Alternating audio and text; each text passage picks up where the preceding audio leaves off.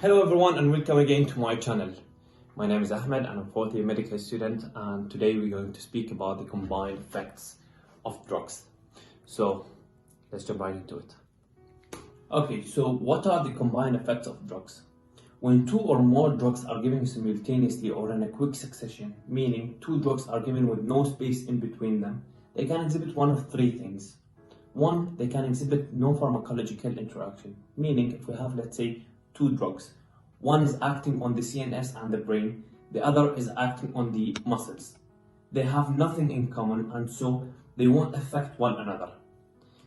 Two is the synergism and three is antagonism. So let's start with synergism. Okay, so what is synergism? Synergism is basically when the combined effect of two drugs are greater than the effect of each drug given separately. And this can be better understood when we see different types of synergism. There are two. First is the additive. Now, the additive synergism is when the sum of the effect equals the two individual drug effects combined. Meaning, let's say we have two drugs, drug A with an effect of 1 and a drug B with also an effect of 1. When they are combined, they're going to produce an effect of 2. This is called the additive synergism. As an example for an additive synergism would be the nitrous oxide and the halothane, which are both general anesthetics. Now, let's go and see the superadditive. Now, when we have an effect which is greater than the individual drug effects combined, so let's say, for example, we have also drug A and drug B. Drug A has an effect of 2 and drug B has an effect of 2, but the combined effect of them are 10. This is called the superadditive, also known as the potentiation effect, right? Now, as an example for superadditive synergism would be acetylcholine and physostigmine, right? So keep these in mind. Now, let's go to antagonism.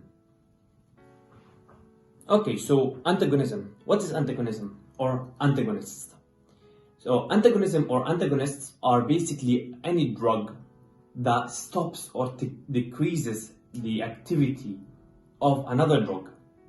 Okay, this is called antagonism. So antagonism, as a definition, is any drug that decreases or stops the activity of another drug. Now, we have many types of antagonism. Let's start with the physical one. The physical antagonism is based on their physical properties. So agonists that have physical properties that can stop or decrease the action of another drug. An example of this would be the charcoal. Charcoal prevents the absorption of alkaloids. So charcoal is an example of physical antagonism. Second is the chemical antagonism. So the chemical antagonism is also straightforward based on its chemical properties, based on the chemical properties of the antagonist. So an example of this would be calcium disodium edetate, which is used in lead poisoning. Okay. Third type is the physiological or functional antagonism or antagonists. These are based on the function of the antagonist in the body. For example, histamine constricts the bronchial smooth muscles, while adrenaline, it dilates the bronchial smooth muscles. So both of them can be used as antagonism. And which type? It's the physiological or functional antagonism.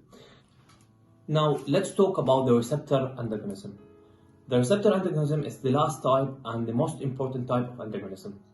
Now the receptor antagonism have two types, the competitive and non-competitive. The competitive is when an antagonist binds onto the main receptor site, which blocks and stops an agonist from binding into it. And this can be reversible or irreversible. Now, the reversible is when this blockage can overcome by increasing the concentration of the agonist, and thus the name competitive. So it kind of creates competition between the agonist and the antagonist. Now, for the irreversible one, the antagonist creates a covalent bond between it and the receptor, which makes it very difficult to dissociate. And even if it does dissociate. It is gonna dissociate in a very slow manner. An example of this would be the phenoxybenzamine against the adrenaline. Now, for the non-competitive antagonism, the antagonist will not bind onto the original site of the receptor. Instead, they will go to another site which is called the allosteric site of the receptor, and what they will do is they will change the shape of the receptor itself, right? So they won't be actually in the receptor itself, but on a different site, which is the allosteric site, and they will change the shape of the receptor. So when the agonist comes, they will not be able to bind to this receptor. Okay, and also in this type, you can't overcome this antagonist, by increasing the concentration of the agonist. So keep this in mind. The only type that you can actually overcome by increasing the concentration of the agonist is the reversible antagonist, which is part of the competitive antagonism. Okay guys, so there will be a link in the description below or in the pinned comment which have some questions, might help you in revision. And yeah, that'll be it for today. If you enjoyed the video, if you found it useful, please hit the like button down below, subscribe to my channel to get my videos as soon as they get released. Till next time, stay safe.